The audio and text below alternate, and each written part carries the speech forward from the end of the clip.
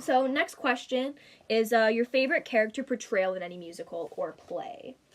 So, I was kind of going back and forth because I've seen a lot of movie musicals, not a lot, but enough, and then seen them in real life. So, like, basically Chicago and Sweeney Todd, both amazing. But I'm going to talk specifically about Chicago. When I went to see it at Drury Lane, I saw Kelly Feldhaus, and she played Roxy, which was...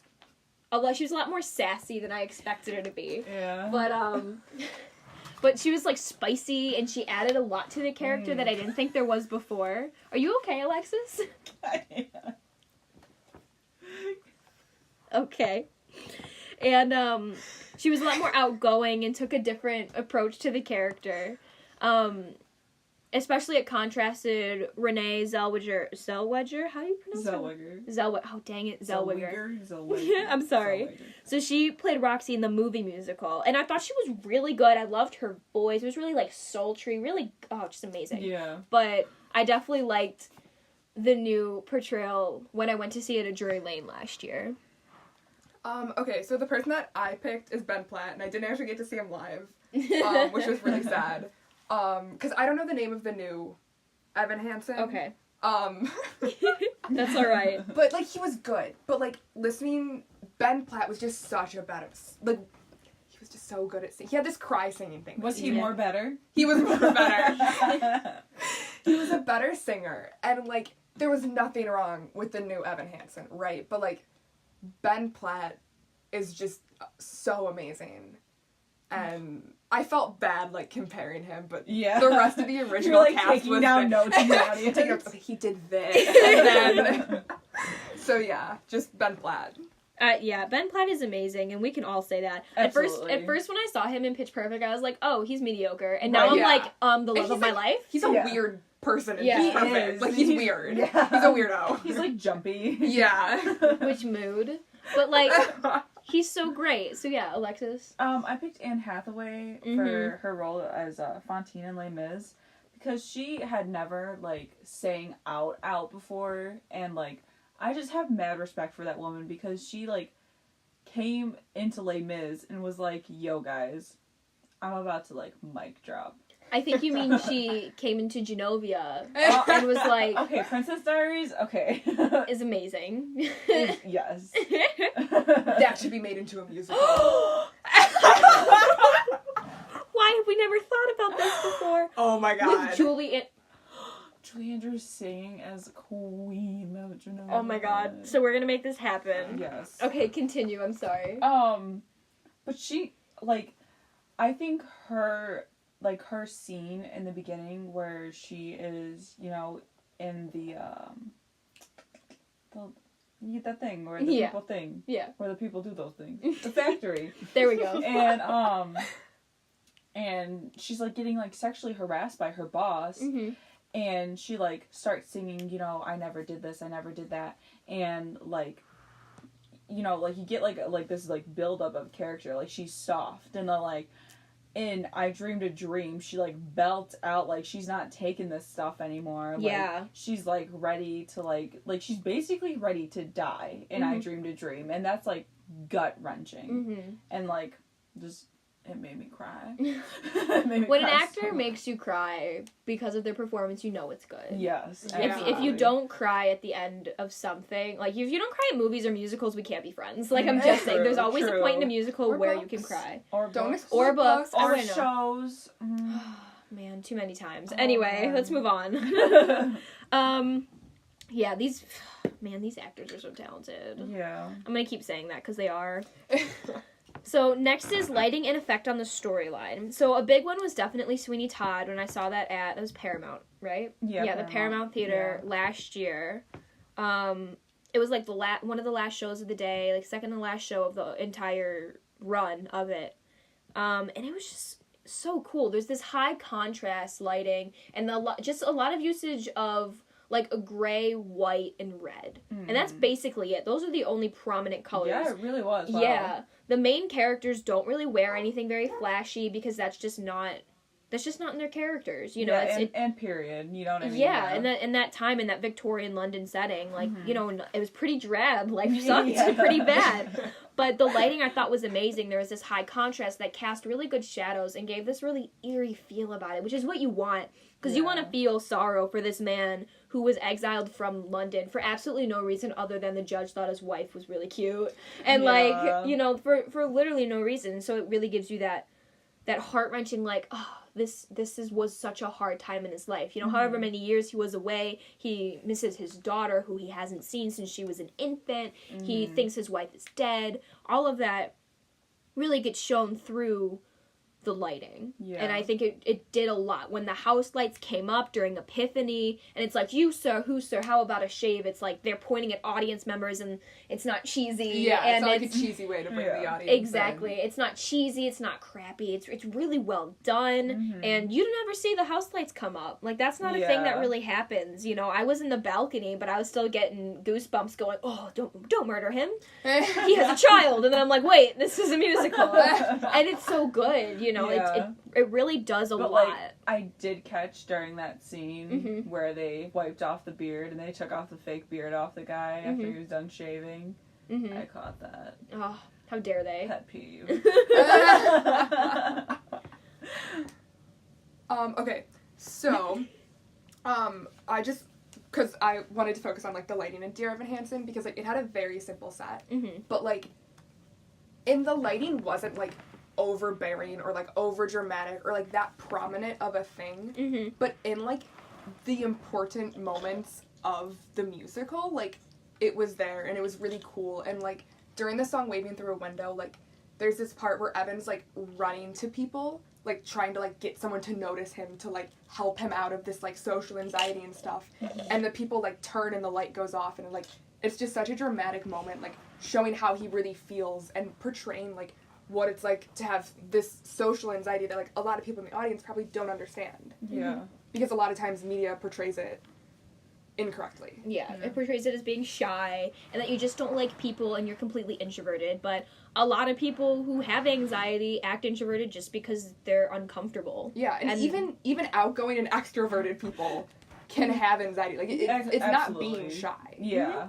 Yeah. And, yeah.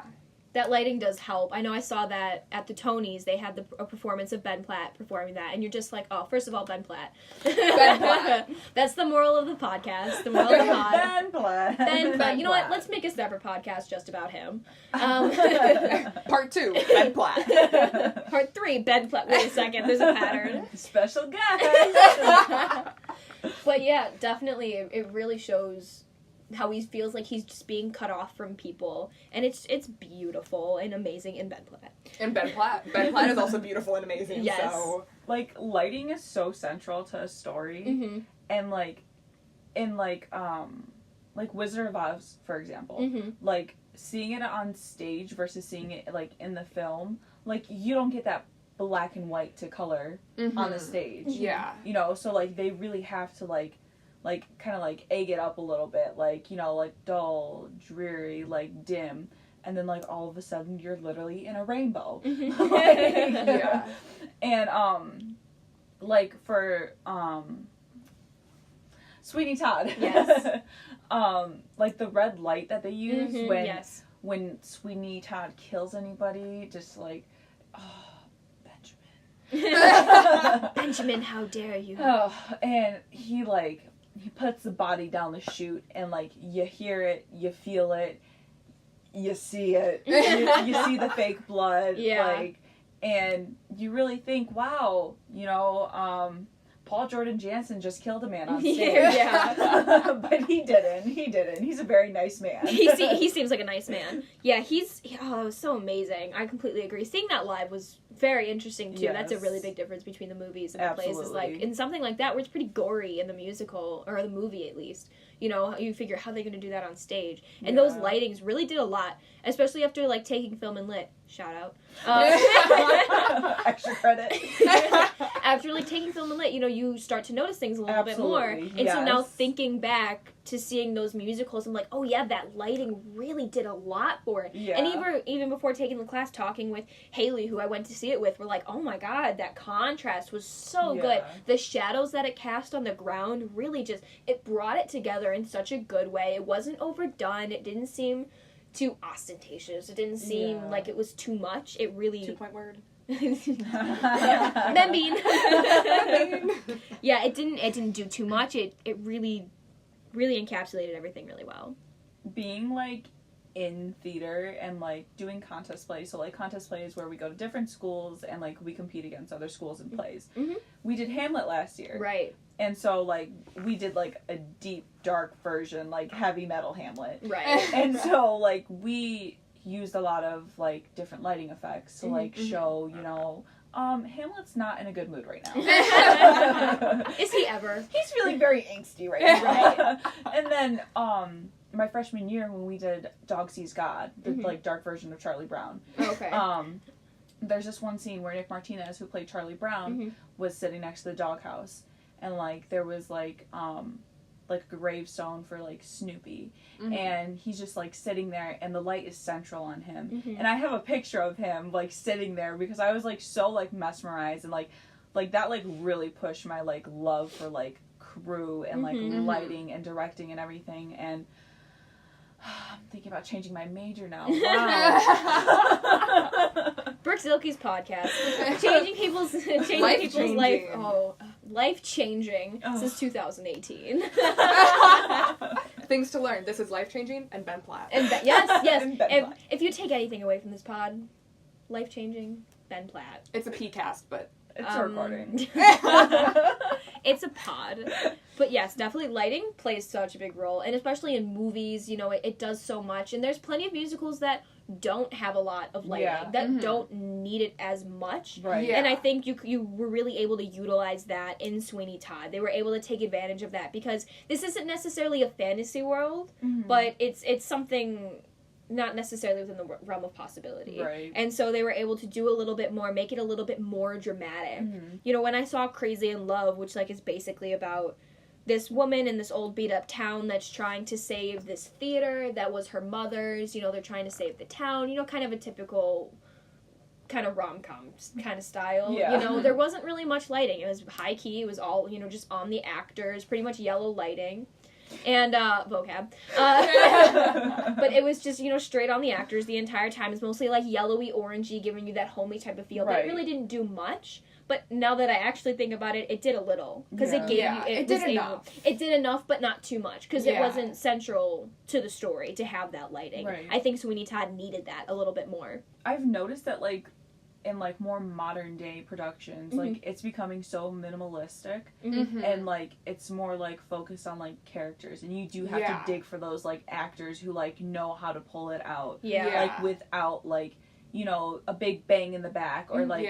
elaborate sets and lights. And so, like, and that's, like, what really, like, I noticed that, like, at Sweeney Todd.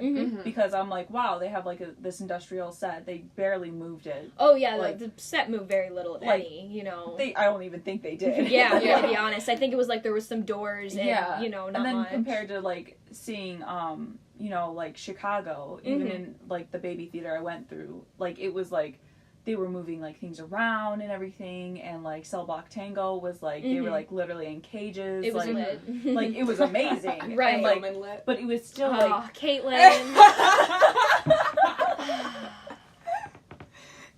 I expect nothing less from you. But it was still, like, minimalistic, and, like, it, like, gets the feeling out of the audience to, like, focus on what's going on and, like, characters and stuff, you know what I mean? But yeah. Definitely agree. It does a lot. A little bit goes a long way. Yeah. For sure. Yeah. Life advice. Life advice from Brooke Zilke. Changing my major now. No longer psychology or whatever I was planning on. It's fine. I have my life together.